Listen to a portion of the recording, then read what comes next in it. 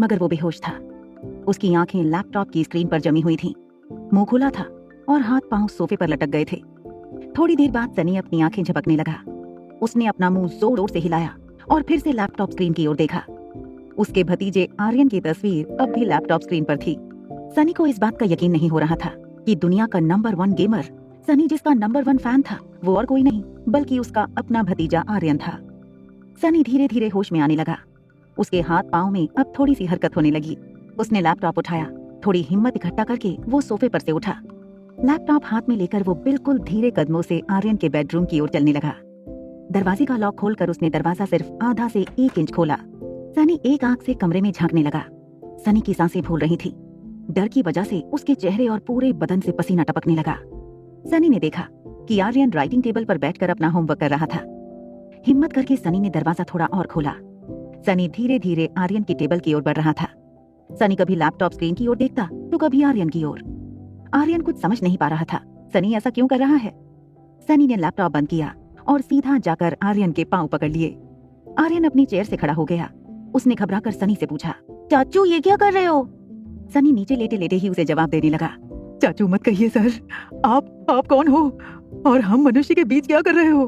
आर्यन को पता था कि सनी काफी अजीब बातें करता है, मगर आज सनी की बातें उसे कुछ ज्यादा ही अजीब लग रही थी। उसने सनी से पूछा, चाचू आप ऐसा क्यों कह रहे हैं? मैंने ऐसा क्या किया है? सनी ने दोनों हाथों से आर्यन के दोनों पांव पकड़ रखे थे। अपनी गर्दन ऊंची की, आर्यन को देखकर कहा, मान गया गुरु।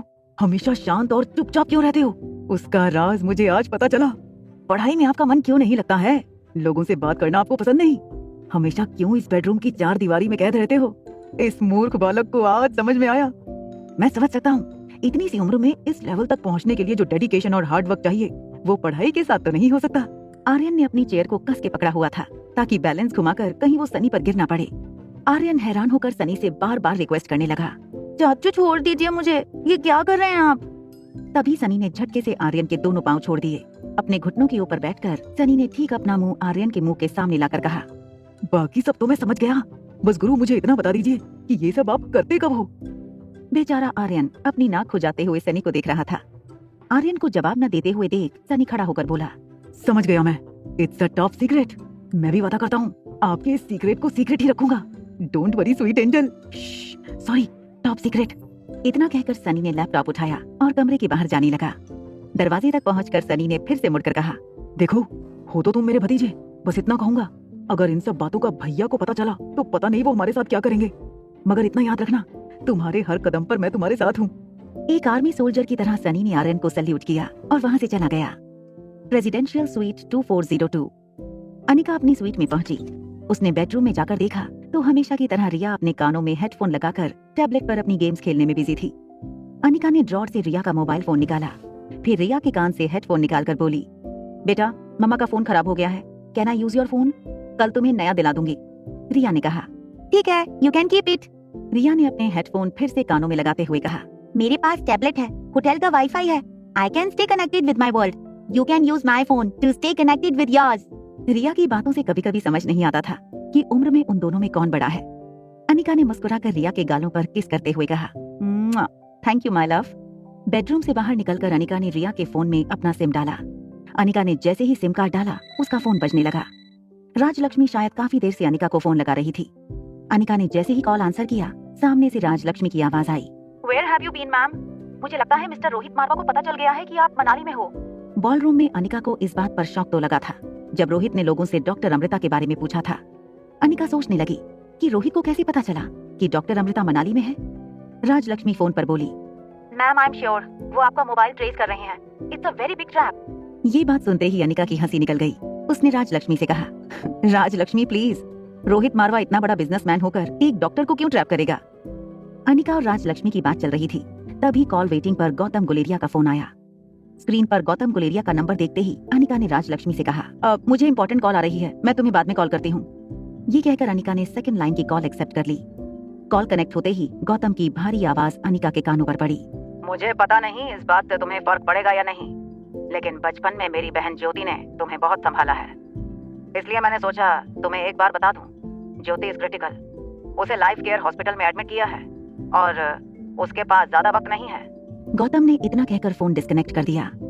अनिका की मां के गुजर जाने के बाद एक ज्योति बुआ ही थी जिसने अनिका को अपना समझा था।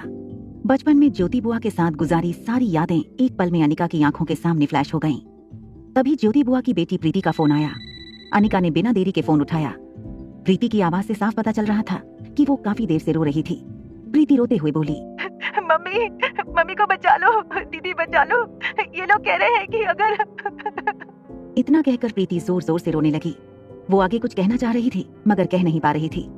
अनिका उसे बार बार पूछने लगी, क्या कहा प्रीति उन्होंने? बोलो, क्या कहा उन लोगों ने? प्रीति अब कुछ बता नहीं पा रही थी, बस उसके रोने की सिसकियां बढ़ रही थीं। अनिका ने अपने मेडिकल प्रोफेशन की जिंदगी में बड़े बड़े मिरेकल होते हुए देखे थे। वो अपनी ज्योति बुआ को बचाने के लिए कोई कसर नहीं छोड़ना चाहती थी।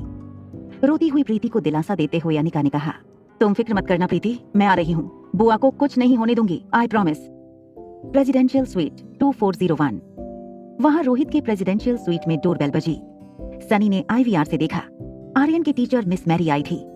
दरवाजा खोलते हुए भी सनी को हंसी आ रही थी। वो मन ही मन सोच रहा था, मेरा भतीजा इतना बड़ा गेमर है, ये मैरी उसे पढ़ाकर अपना और आर्यन का दोनों का टाइम वेस्ट कर रही है।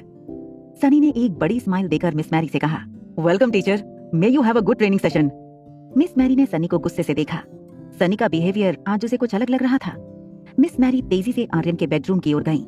दरवाजे तक पहुंचकर रुक गईं। मिस मैरी ने सनी को वार्न किया, याद रहे, I don't want any disturbance when I am with my student.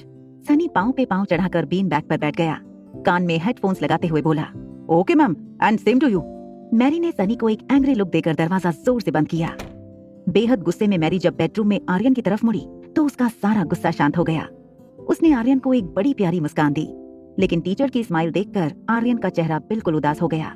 उसने राइटिंग डेस्क से लकड़ी की रूलर उठाई।